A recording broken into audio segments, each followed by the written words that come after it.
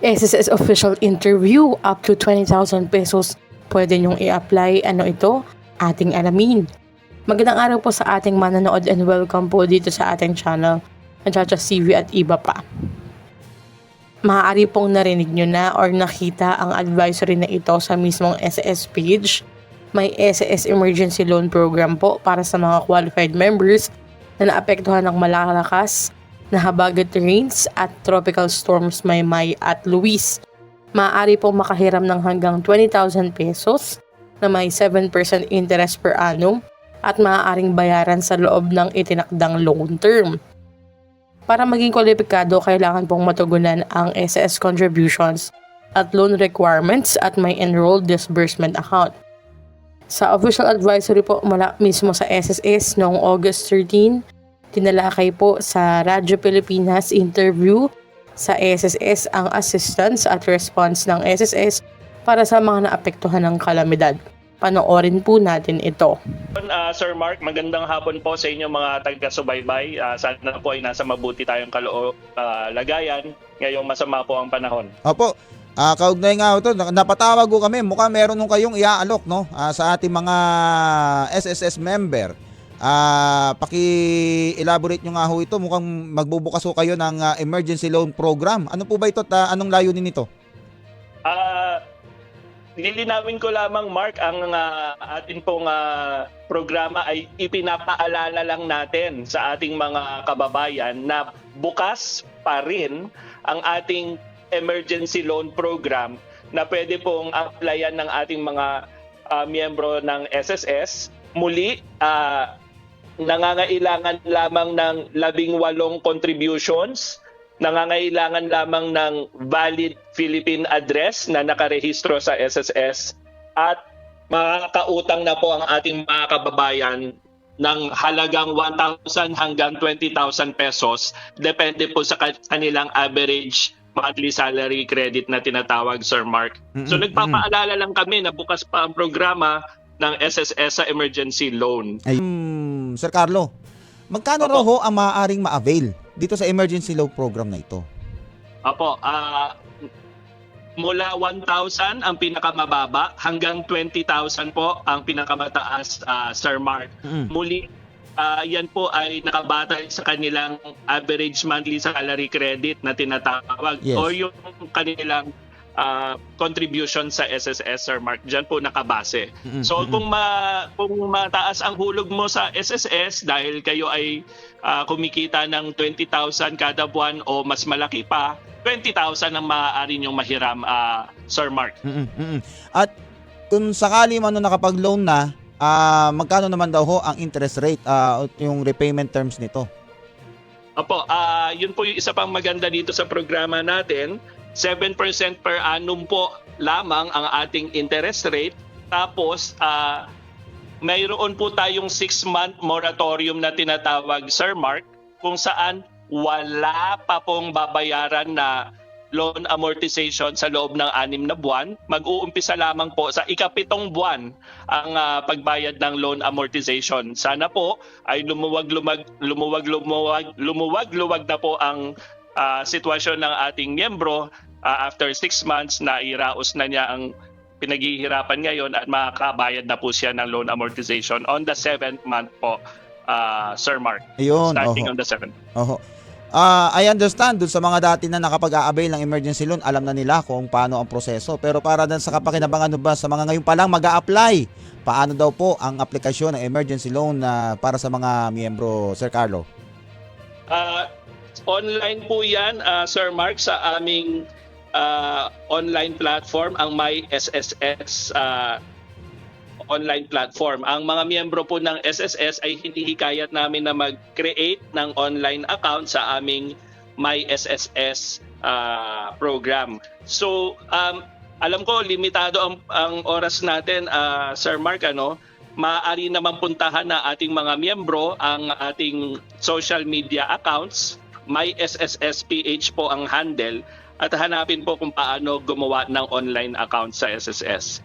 Kapag tayo po ay may online account na, online na rin po ang pag-apply. Ayun. Opo. Meron po ba kayong period para lang doon sa kabatiran ng ating mga miyembro, Sir Carlo, na kung kailan daw po maaaring mag-apply at hanggang kailan na pwedeng i-avail ito? Maraming salamat po sa inyong napakahalagang tanong, Sir Mark. Pwede po mag-apply hanggang April 30, 2027 ang ating April mga 30, yan. so Apo. may halos marami pa hong buwan para makapag-apply ang ating mga kababayan na miyembro na SSS na nangailangan po. Ayun. At kung nag-apply sila, mga ilang araw po ang aabutin bago po ang ma-approve ang application na Sir Carlo? Nasa kulang-kulang po sa isang linggo lamang po, Sir Mark. Kailangan po kapag nag-apply online, may naka-enroll na rin po silang disbursement account na tinatawag, Sir Mark. Diyan po kasi pinapadala ng SSS ang benepisyo. Matagal na po tayong hindi nagbabayad ng cheque.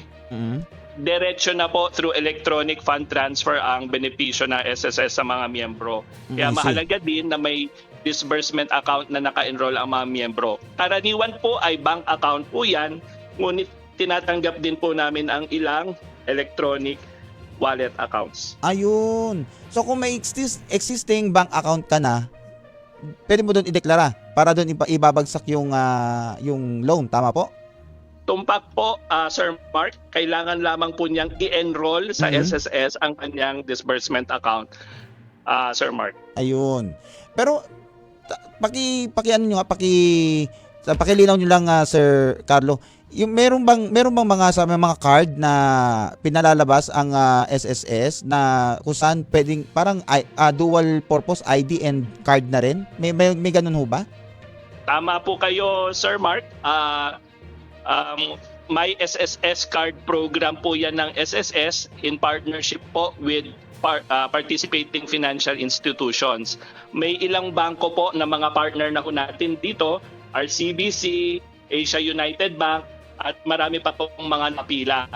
Kapag nag-apply po sila ng My SSS card sa pamamagitan ng aming mga kapartner, automatic na po yan na magiging valid ID nila for SSS at automatic din pong magiging disbursement account nila yan. Ayun. So, mas napadali ang kanilang pag-e-enroll ng disbursement account kung sila ay sumali sa programang yan. Ang kailangan lamang, Sir Mark, ay naka-apply sila ng national ID sa ating Philippine Statistics Authority. Kasi yun po ang ating authentication mechanism para po ma-issuehan sila ng My SSS card, Sir Mark. Yun. Ako po ay natutuwa na alam ninyo, Sir Mark, ang mga programa ng SSS. Opo. Maraming salamat po, Sir Mark. Oho, kailangan ng ating mga kababayan yan para at least sabi nga mas mapabilis yung sabi nga yung kanilang pakikipag-transaction sa SSS.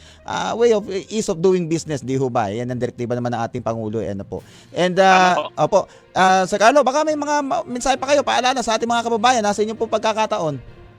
Maraming salamat po sa pagkakataon, Sir Mark. So, pinapaalalahanan po natin sa ating mga miyembro ng SSS. Andiyan po ang mga pautang na programa ng SSS, ang salary loan, ngayon emergency loan, pati sa mga pensioner natin, Sir Mark, pension loan. Meron pa rin po tayong programang ganyan. Pwede pong umutang sa SSS hanggang 300,000 pesos, depende po sa halaga ng kanilang buwanang pensyon. At siyempre po sa oras ng pangangailangan, kung tayo magkasakit, may sickness benefit, kung tayo po ay mabalda, may disability benefit, pasyalan lamang po ang mga social media accounts or website ng SSS para sa mga karagdagang impormasyon, Sir Mark. Mag-ingat lamang po tayo sa mga fake news. Sir Mark, yun po kasi yung panahon ngayon, Yes. Maraming nagsasamantala. Ikinalulungkot natin yan na may mga kababayan tayong ganyan, kaya dapat masinop po tayo sa ating pagmamatyaga na maingatan natin ang sarili nating kaperahan. Huwag basta-basta maniwala sa mga natatanggap nila sa kanilang mga cellphone o gadget. Basta po ang basehan ho sana nila ay ang kanilang sariling online account sa SSS, yung My SSS online account nila, Sir Mark. Ayan. So doon lang talaga sila dapat mag-stay. Pag may mga natanggap sila mga text messages na nagpapakilala ng SSS, i-disregard nila. Tama? Opo, kung may duda po sila, Yes. malamang ay may basehan ng kanilang pandududa, talagang umasa sila sa aming mga official channels. Pwede po sila tumawag sa amin, 1455. Pwede po sila mag-email sa amin, usaptayo@sss.gov.ph. 3 S po sa usap. USSSAP tayo. Usap tayo at sss.gov.ph. At Yun. syempre ang aming social media accounts. May panahon pa ba tayo, Sir Mark, isang pahabol? Please, opo. Tungkol pa rin sa emergency loan program, Apo. madali din po ang renewal, Sir Mark. Oh. So kapag tayo nakabayad na ng ilang amortization, Mm. kahit 3 pa lamang ang naibayad natin na loan amortization, makaka-renew na tayo po agad. Wow. So ibig sabihin, andyan lang po ang emergency loan program na SSS. Pag nakaahon na tayo ng konti at biglang mga ilangan ulit, malamang ay nakalipas na yung 3 buwan, makaka-renew na po ang ating mga kababayan ng kanilang emergency loan. Basta po before April 30, 2027. Ano po ang masasabi nyo rito? Kayo po ba ay naapektuhan ng mga bagyo or habagat? Medyo malaki po ang naging pinsala at marami po ang naapektuhan ng baha. Tatangkilikin nyo po ba ang emergency loan na ibinibigay ng SSS? I-comment nyo na po sa baba. Para sa concerns at inquiries, maaaring mag-email po sa usaptayo@sss.gov.ph. Paalala, mag-apply lamang po gamit ang official SSS channels sa inyong my.sss account at iwasang magbigay ng personal information sa hindi authorized links. Hanggang dito lamang po muna. Muli ito ang Chachas TV at iba pa, i-like, share, and subscribe para kayo updated. God bless po and have a nice day.